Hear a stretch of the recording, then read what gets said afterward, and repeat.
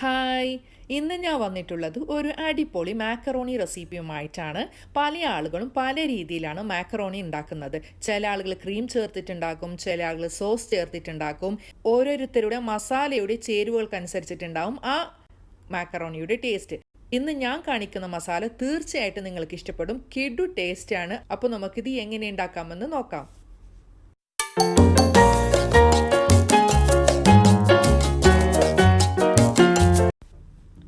അപ്പോൾ ഞാനിന്ന് തയ്യാറാക്കുന്നത് ചിക്കൻ മാക്കറോണിയാണ്. അതിനായിട്ട് കുറച്ച് പീസസ് എടുത്തിട്ടുണ്ട്. ഇനി നമുക്കൊരു പാത്രത്തിൽ വെള്ളം എടുക്കാം. ചിക്കൻ വേവിക്കാൻ വേണ്ടിയിട്ട് അത്യാവശ്യം കുറച്ച് കൂടുതൽ വെള്ളം എടുത്താൽ തിരക്കേടില്ല. കാരണം ഇതേ വെന്ത വെള്ളത്തിലാണ്, ചിക്കൻ വെന്ത വെള്ളത്തിൽ തന്നെയാണ് നമ്മൾ മാക്കറോണിയും വേവിക്കുന്നത്. ഇനി ഇതിലോട്ട് ആവശ്യത്തിന് ഉപ്പ് ചേർത്ത് കൊടുക്കാം. ഇനി നമുക്കിതിലോട്ട് 1/2 ടീസ്പൂൺ മഞ്ഞൾപ്പൊടി, 1 ടീസ്പൂൺ കുരുമുളക് പൊടിയും ചേർത്ത് കൊടുത്ത് ഒന്ന് മിക്സ് ചെയ്ത് കൊടുക്കാം. ഇനി ഇത് വേവാൻ വെക്കാം. വെന്ത് വരുന്ന സമയത്ത് നമുക്ക് ആവശ്യമുള്ള ഉള്ളിയും ടൊമാറ്റോ ഒക്കെ മുറിച്ചെടുക്കാം. അപ്പോൾ ഞാനിവിടെ 2 സവാള, മീഡിയം നിലക്കുള്ള 2 സവാള മുറിച്ചെടുത്തിട്ടുണ്ട്. അതുപോലെ തന്നെ ഒരു തക്കാളി മുറിച്ചെടുത്തിട്ടുണ്ട്. 4 പച്ചമുളക് എടുത്തിട്ടുണ്ട്. കുറച്ച് സ്പൈസി ആയിട്ടാണ് ഞാൻ ഉണ്ടാക്കുന്നത്. നിങ്ങൾക്ക് വേണമെങ്കിൽ ഒരു പച്ചമുളക് കുറക്കാം. അപ്പോൾ മാക്കറോണി ഞാനിവിടെ 1.5 കപ്പാണ് എടുത്തിട്ടുള്ളത്. 250 ml ഒരു കപ്പും പിന്നെ പകുതിയും ആണ് എടുത്തിട്ടുള്ളത്. നമ്മുടെ ചിക്കൻ ഇപ്പോൾ വെന്ത് വന്നിട്ടുണ്ട്. അതിനെ നമുക്ക് ഒരു പാത്രത്തിലോട്ട് മാറ്റി കൊടുക്കാം. അത് തണുത്തതിന് ശേഷം നമുക്ക് പീസാക്കി എടുക്കണം. ഇതിലോട്ട് തന്നെ ഞാൻ മാക്കറോണി വേവാൻ ആവശ്യത്തിന് വെള്ളം ഒഴിച്ചു കൊടുക്കുന്നുണ്ട്. ഇനി ഇതിലോട്ട് നമുക്ക് 1/2 ടീസ്പൂൺ മഞ്ഞൾപ്പൊടി ഒന്നും കൂടി ചേർത്ത് കൊടുക്കാം. അതുപോലെ തന്നെ കുറച്ചും കൂടി ഉപ്പ്, ഒരു ടീസ്പൂണോളം, അതുപോലെ തന്നെ 1 ടീസ്പൂണോളം കുരുമുളക് പൊടി വീണ്ടും ചേർത്ത് കൊടുക്കാം. കുറച്ച് ഓയിൽ ചേർത്ത് കൊടുക്കാം. ഇനി ഇത് തിളക്കാൻ വെക്കാം. തിളച്ച് വന്നതിന് ശേഷം നമുക്കിതിലോട്ട് മാക്കറോണി ചേർത്ത് കൊടുക്കാം. ആ സമയത്ത് നമുക്ക് ഇപ്പുറത്ത് മസാല തയ്യാറാക്കിയെടുക്കാം. മസാല തയ്യാറാക്കാൻ വേണ്ടിയിട്ട് ഒരു പാൻ അടുപ്പത്ത് വെച്ചിട്ടുണ്ട്. പാൻ ഇപ്പോൾ നന്നായി ചൂടായിട്ടുണ്ട്. ഇതിലോട്ട് നമുക്ക് കുറച്ച് ഓയിൽ ഒഴിച്ചു കൊടുക്കാം. ഓയിൽ നന്നായി ചൂടായതിന് ശേഷം അരിഞ്ഞു വെച്ച സവാള ചേർത്ത് കൊടുക്കാം. ഇതിലോട്ട് ലേശം ഒരു 1/2 ടീസ്പൂൺ ഉപ്പ് ചേർത്ത് കൊടുക്കാം. ഉപ്പ് കൂടിപ്പോകരുത്, കാരണം ചിക്കനിലും ഉപ്പുണ്ട്, അതുപോലെ തന്നെ നമ്മൾ മാക്രോണി വേവിക്കുന്നതിലും ഉപ്പുണ്ട്. മാത്രമല്ല നമ്മൾ പിന്നെ മസാലയ്ക്ക് ചേർക്കുമ്പോൾ അതിലും ഉപ്പുണ്ടാകും. അപ്പോൾ ലേശം ഒരു 1/2 ടീസ്പൂൺ ഉപ്പ് ഇതിലോട്ട് മതിയാകും. ഒന്ന് ഇളക്കി കൊടുക്കാം. ചെറിയ തീയിൽ വെക്കാൻ ശ്രദ്ധിക്കണം. ഇതിലോട്ട് നമുക്ക് ഇച്ചിരി കറിവേപ്പില ചേർത്ത് കൊടുക്കാം.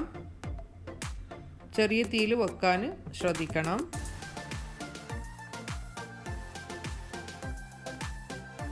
ഇവിടെ വെള്ളം തിളച്ചിട്ട് മാക്കറോണി ഇട്ട് കൊടുത്തിട്ടുണ്ട്. അതും മറിഞ്ഞു പോവാതെ, തൂവി പോവാതെ ശ്രദ്ധിക്കണം. അതുപോലെ തന്നെ ഇടയ്ക്ക് കയ്യിലിട്ട് കൊടുക്കണം. ഇല്ലെങ്കിൽ അത് ഒട്ടിപ്പിടിക്കാനൊക്കെ ചാൻസ് ഉണ്ട്, അടി പിടിക്കാനൊക്കെ ചാൻസ് ഉണ്ട്. അതുകൊണ്ട് ഇടയ്ക്ക് തുറന്നിട്ട് മാക്കറോണിക്കൊന്ന് കയ്യിലിട്ട് കൊടുക്കണം. അതുപോലെ തന്നെ ഉള്ളിയും. ഇനി നമുക്ക് ഇതിലോട്ട് അരിഞ്ഞു വെച്ച പച്ചമുളക് കൂടി ചേർത്ത് കൊടുക്കാം. അത് ഉള്ളി വഴന്ന് വരാൻ കാക്കണമെന്നില്ല. അതിലോട്ട് പച്ചമുളക് നന്നായിട്ട് നമുക്ക് മൊരിഞ്ഞ് കിട്ടും എണ്ണയിൽ തന്നെ. ബാക്കി ചേരുവകൾ നമുക്ക് ഉള്ളി നന്നായി വഴന്ന് വന്നതിന് ശേഷം ചേർത്ത് കൊടുക്കാം. ഇനിയിപ്പോൾ നിങ്ങൾ ഇഞ്ചി വെളുത്തുള്ളി അരിഞ്ഞതാണ് ചേർക്കുന്നതെങ്കിൽ പച്ചമുളകിനോട് കൂടെ തന്നെ ചേർക്കാം. ഞാൻ പേസ്റ്റാണ് ഉപയോഗിക്കുന്നത്. അതുകൊണ്ട് തന്നെ ഉള്ളി വഴന്ന് വന്നതിന് ശേഷമാണ് ചേർക്കാൻ നല്ലത്. ഇനി ഇതിപ്പോൾ ഉള്ളി നന്നായി വഴന്ന് വന്നിട്ടുണ്ട്. ഇതിലോട്ട് നമുക്ക് മുറിച്ച് വെച്ച തക്കാളി ചേർത്ത് കൊടുക്കാം. തക്കാളി മൂടി വേവിക്കുന്നതായിരിക്കും നല്ലത്. ഒരു മീഡിയം നിലയിൽ തീ വെച്ചിട്ട് ഞാൻ മൂടിയിട്ടുണ്ട്. ഇടയ്ക്ക് തുറന്നിട്ട് അത് ഒന്ന് ഉടച്ചു കൊടുക്കണം.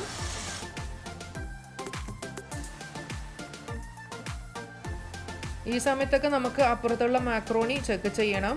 അടിക്ക് പിടിക്കാതെയും ഒട്ടിപ്പിടിക്കാതെയൊക്കെ നോക്കണം.